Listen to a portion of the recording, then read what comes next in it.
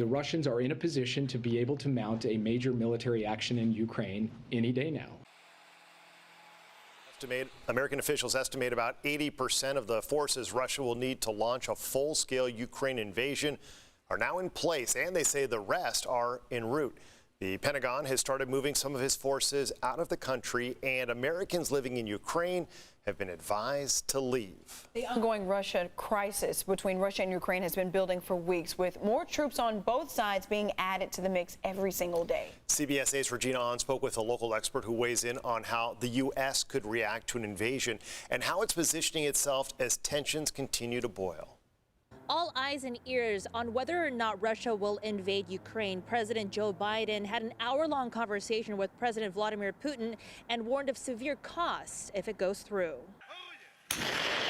This is without question the most serious crisis, peace and stability in Europe since the Cold War. Eric Gartsky, professor of political science at UCSD, says we're on the brink of the largest war in Europe since 1945. At this point, U.S. officials believe it could be any day and are trying to prevent the invasion and enormous bloodshed that could potentially happen in Ukraine. The American president is trying to alert the American public to the possibility of a greatly increased involvement in the European security crisis.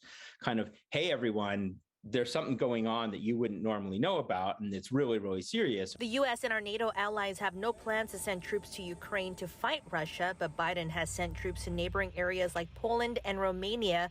But if Russia does attack Ukraine, it could be catastrophic. The Russian way of war is exceptionally violent and devastating. In a Russian invasion, the Russians aren't using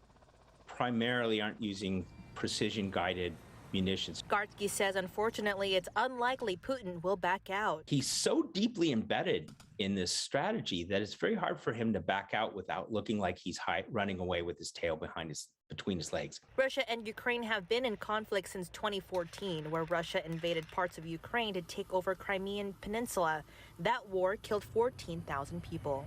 American officials are looking at this as a worst-case scenario type of situation, pulling most officials out of Ukraine and keeping all U.S. military off of Ukraine's soil. However, if an invasion were to happen, it would reverberate far beyond, affecting energy supplies, the global market, and the balance of power in Europe.